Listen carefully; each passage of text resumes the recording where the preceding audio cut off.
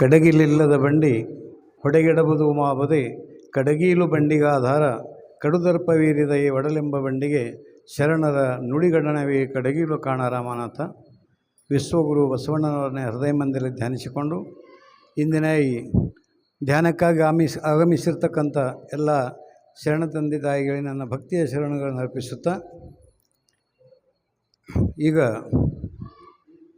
ನಾನು ಒಂದು ಬಸವಣ್ಣನವರ ಒಂದು ವಚನ ಹೇಳ್ತೀನಿ.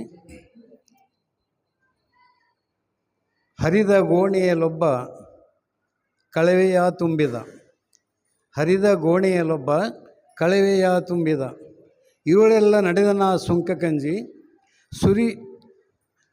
ಇರುಳೆಲ್ಲ ನಡೆದನ ಸುಂಕ ಕಂಜಿ ಕಳವೆಯ ಸುರಿಯಿತು ಬರಿಗೋಣಿ ಉಳಿಯಿತು ಅಳಿ ಮನದವನ ಆಸೆ ಇಂತಾಯಿತು ಕಾಣ ರಾಮನಾಥ. ಇಲ್ಲಿ ದೇವರ ದಾಸಿಮಯ್ಯನವರು ಏನು ಹೇಳ್ತಾರೆ ಅಂದ್ರೆ ಮನಸ್ಸಿನ ಬಗ್ಗೆ ಏನಂದ್ರೆ ಅವರ ವಿಚಾರವನ್ನು ವ್ಯಕ್ತಪಡಿಸ್ತಾರೆ. ಏನಂತಂದ್ರೆ ಹರಿದ ಗೋಣಿಯಲ್ಲೊಬ್ಬ, ಹರಿದ ಗೋಣಿ ಅಂದ್ರೆ ಕಳವೆಯ ತುಂಬಿದ, ಕಳವೆ ಅಂದ್ರೆ ನಿಮಗೆಲ್ಲ ಗುರ್ತದ, ಗೋಣಿ ಅಂದರೆ ಚೀಲ.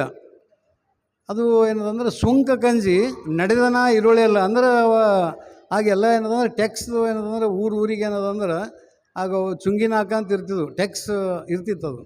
ಅವಾಗ ಮಂದಿ ಅವ್ರಿಗೆ ಯಾಕೆ ಟ್ಯಾಕ್ಸ್ ಕೊಡ್ಬೇಕಂಥೇಳಿ ರಾತ್ರಿತ್ತು ಒಯ್ದು ಬ್ಲಾಕ್ದಾಗ ಅಂದ್ರೆ ರಾತ್ರಿತ್ತು ಮಾರ್ಕೆಟಿಗೆ ಮುಟ್ಟಿಸ್ತಿರೋರು, ರಾತ್ರಿ ಟೈಮಿನಾಗ ಹೋಗಿ. ಅಂದ್ರೆ ಹಗಲತ್ತಂದ್ರೆ ನಮಗೆ ದುಡ್ಡು ಕಟ್ಟಬೇಕಾಗ್ತದೆ ಅಂಥೇಳಿ. ಅದಕ್ಕೆ ಅವ್ರು ಏನು ಮಾಡಿದ್ರು ಅಂದ್ರೆ ರಾತ್ರಿನೇ ಕಳವಿ ತುಂಬಿದ್ರು. ಅದು ರಾತ್ರಿ ತುಂಬೋದ್ರಾಗ ಅವ್ರು ಚೀಲ ನೋಡಿಲ್ಲ, ಅದು ಚೀಲ ಹರಿದಿತ್ತು ಅಂತ ತಿಳ್ಕೊಳ್ಳಿ ಮೂಲಿ ಕಡೆ. ಅವ್ರದ್ದು ಅಡಕ್ಕೆ ಹೋಗೋ ಸ್ಥಾನ ರಾತ್ರಿ ಬೆಳಗ್ಗೆ ನಾವು ಕಳವಿ ಸೋರೋದು. ಈಗ ಈ ಕಡೆ ಸುಂಕ ಕಂಜಿ ಅವ್ರು ರಾತ್ರಿ ತುಂಬ್ದ ಅಷ್ಟು ಕಳವಿ ಎಲ್ಲ ಏನದ ಸೋರೋದು. ಅಂದ್ರೆ ಏನು ಉಳಿತಾವನ್ ಬಲ್ಲಿ ಲಾಸ್ಟಿಗೆ ಅಂದ್ರೆ ಬರಿಗೋಣಿ ಉಳಿಯಿತು, ಬರೀ ಗೋಣಿನೇ ಉಳಿತಾವನಿಗೆ ಏನದ ಒಂದು ಏನೋ ಟ್ಯಾಕ್ಸ್ ಹತ್ತದಪ್ಪ, ಒಂದು 10 ರೂಪಾಯಿ ಟ್ಯಾಕ್ಸ್ ಹತ್ತದ ಅಂಥೇಳಿ ಇದು ಮಾಡಿ 100 ರೂಪಾಯಿ ಕಳ್ಕೊಂಡವ. ಅದಕ್ಕೆ ಬರೀ ಗೋಣಿ ಉಳಿಯಿತು. ಅದಕ್ಕೆ ಇಂಥ ಅಳಿಮನದವನ ಆಸೆ ಇಂಥ ಆಯಿತು ನೋಡ ಅಂತ ಹೇಳ್ತಾರೆ. ಅಂದ್ರೆ ನಮ್ಮ ಮನಸ್ಸು ಏನದ ಅಂದ್ರೆ ನಾವು ಇದು ಮಾಡ್ಬೇಕು, ಯಾಕಂದ್ರೆ ಅದು ನಮ್ಗೆ ದುಡ್ಡು ಹತ್ತದ, ಇದು ನಾವು ದುಡ್ಡು ಹಾಕ್ಸ್ಕೋಬೇಕು ಅಂಥೇಳಿ ಈ ರೀತಿ ಏನದಂದ್ರೆ ನಾವೇನದಂದ್ರೆ ಯೋಚನೆ ಮಾಡಬಾರ್ದು. ಅದಕ್ಕೆ ಈ ಮನಸ್ಸು ಏನದ ಅಂದ್ರೆ ನಮ್ಮದು ದೊಡ್ಡ ಮನಸ್ಸು ಇರಬೇಕು, ಸಣ್ಣ ಮನಸ್ಸು ಮಾಡಬಾರ್ದು. ಏನು ಟ್ಯಾಕ್ಸ್ ಹೋಗ್ತದ ಅದು ಏನು ನಮಗೆ ಹತ್ತದ ಅದು ಕೊಡಬೇಕು, ನಮಗೆ ಉಳಿತದೆ. ಈಗ ಟ್ಯಾಕ್ಸ್ 10 ರೂಪಾಯಿದ ಉಳಿಸ್ಕೊಂಬ ಕಡೆಯಿಂದ 100 ರೂಪಾಯಿ ಅಥವಾ 1000 ರೂಪಾಯಿ ಏನದಂದ್ರೆ ಅವನ ಕಳವಿ ಏನದಂದ್ರೆ ಹಾಳು ಮಾಡಿಕೊಂಡ್ರು ಅಂತ ಅನ್ನೋ ಉದ್ದೇಶ. ಅಂದ್ರೆ ಏನು, ಮನಸ್ಸು ವಿಶಾಲವಾಗಿರಬೇಕು.